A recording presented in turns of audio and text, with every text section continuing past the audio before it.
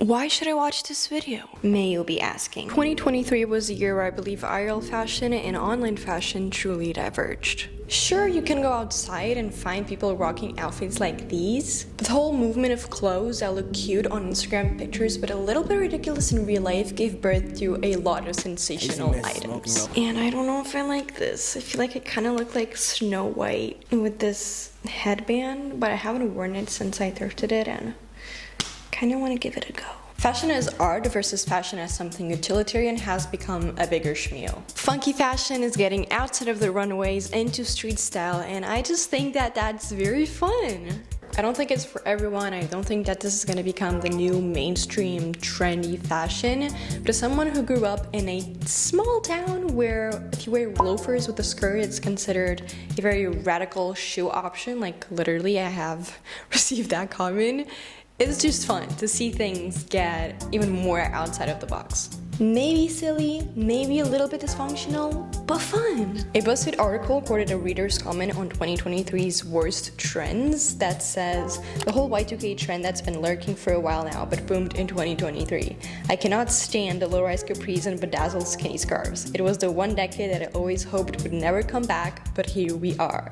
It can look good in pictures and TikToks. I even follow one or two Y2K girlies, but it's absolutely ridiculous when you see someone wearing flared jeans under a pink dress in public. Come on, I know we as a society can do better. And I think that is what I find fun in fashion, because if you're not considering, very in-your-face nudity or t-shirts with racist or offensive quotes, no one is really offending or disrespecting anyone with their fashion choices, but people get really heated. Art has always been controversial and generated a lot of anger in people, and with fashion becoming more artsy and less about practicality, I kind of feel like we're re-entering a Dadaism movement. And I think this is as deep as we can go in fashion. So for someone that had a YouTube channel about personal development and a ton of other stuff and now has been niching to fashion, this is my chance to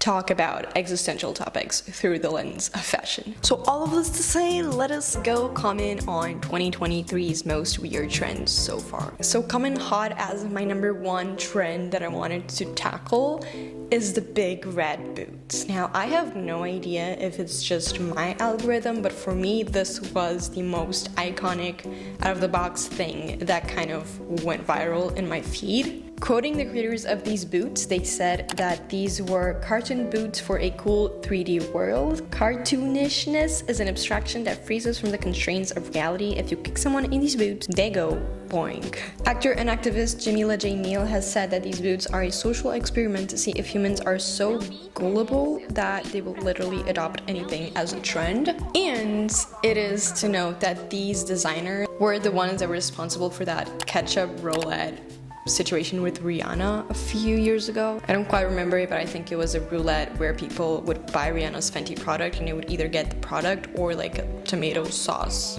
package. Literally a tomato sauce package. Funny enough, I didn't search for the price of the boots until I was researching for this video, but turns out that they were selling for $350, which I wouldn't buy a shoe for $350, but it is kind of cheap if you consider big designer shoes. I feel like giving them this price that is quite more accessible than a lot other shoes is kind of a sign that they wanted this to be incorporated into street style. I liked the fact that it was a obnoxious, original, in-your-face piece of clothing that was designer but meant to be worn. And this is a very niche thought that I just had, but also the fact that there's not as many people with 9-to-5 jobs anymore. For instance, my lifestyle is a lot of going out of the house for like an hour or two and then coming back. So it's not like I have to commit to a shoe for like 8, 9, 10-hour shifts, which allows you to not have to be constrained to very comfortable, practical stuff, and that you don't have to commit to be wearing something for a long period of time. So my second thought are cores, and this is not a specific trend, and it's also not something weird per se, but I find it funny that my generation is all about erasing labels, but then we're just creating more and more and more labels. Now, the way our brain is wired is to literally run from a label but have to find a name for the other thing that we're trying to buy, be, look, eat.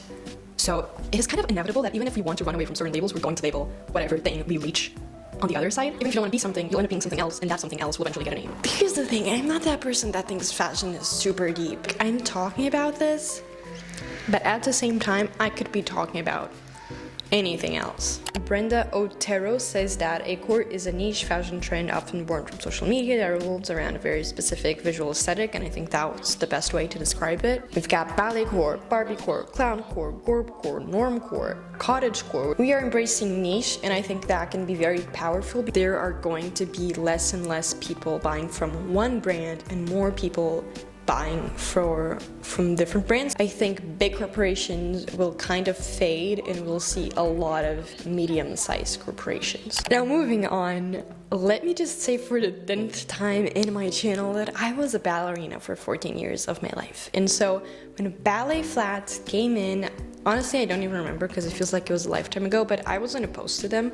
But then when I saw the satin, the specific the ballet flats that literally look like my point shoes as streetwear shoes, the thought of my point shoes touching dirty streets outside of a ballet studio kind of freaks me out, because in my brain they are in this shelf of interior shoe that doesn't get dirty and that we protect at all costs because it's like $70 to buy a new pair and my mom wants them to last forever. Do I think it looks really cute? And if I saw them on a thrift store, would I thrift them? Yes. Moving on, we've got jorts. Jorts come from the merge of two words, denim and shorts, which now that I think about it, where does the J come from? No, jean in jorts.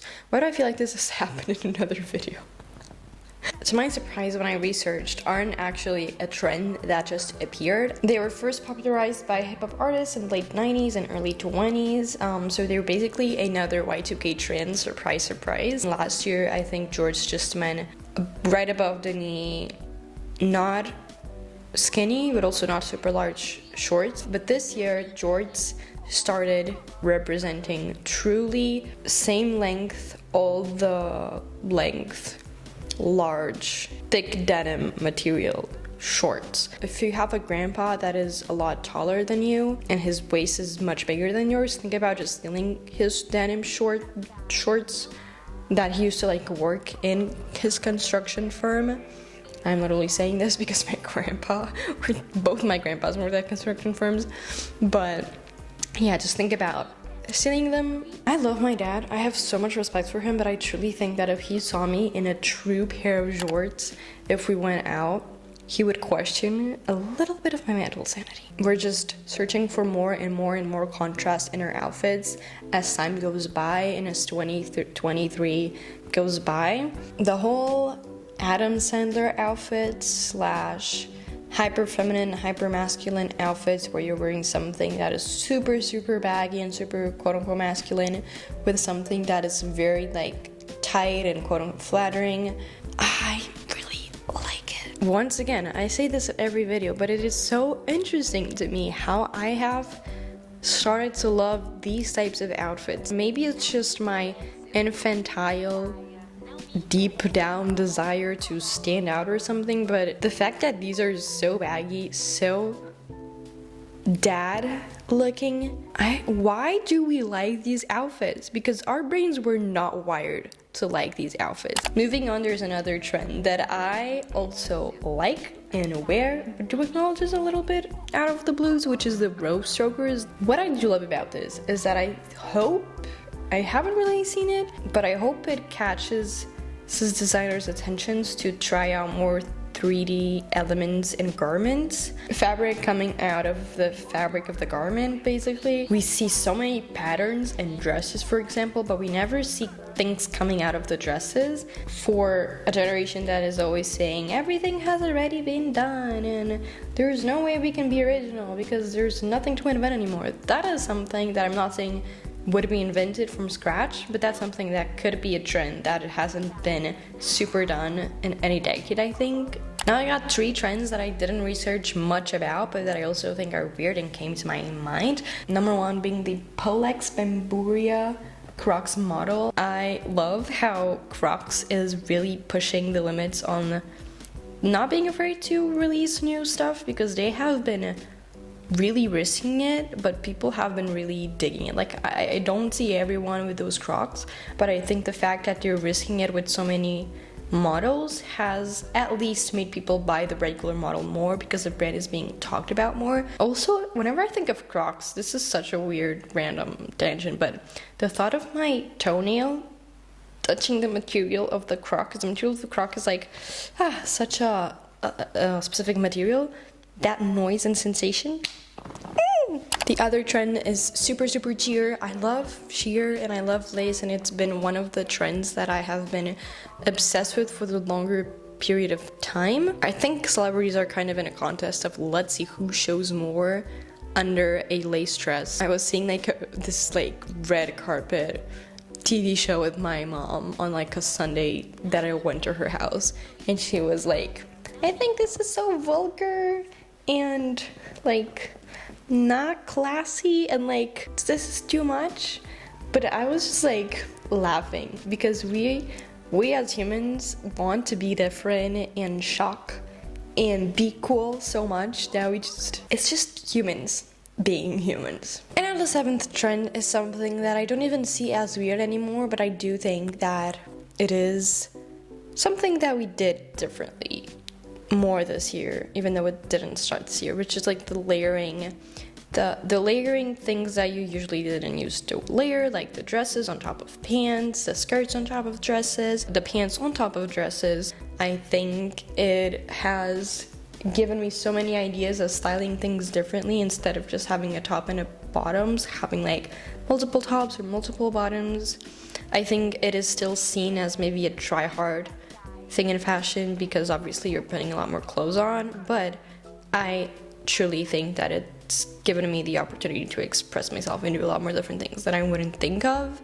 So yeah, this was everything that I have to comment on for now. I'm literally gonna film another back-to-back video on the best trends that I think 2023 has given us so far.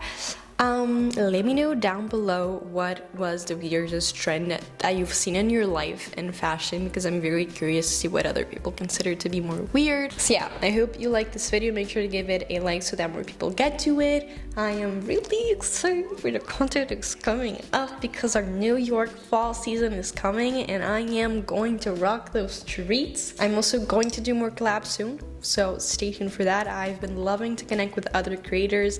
It's been a goal of mine for the summer to talk to more people in the YouTube field, and I think I've been accomplishing that and not shying away from it. So make sure to follow me on my Instagram, because I am trying on the Reels game. On my Instagram, I have a Spotify playlist with all the musics I use in my videos in case you like them and you want to check them out. And yeah, I'll see you guys literally in 10 minutes when I start recording again. Bye!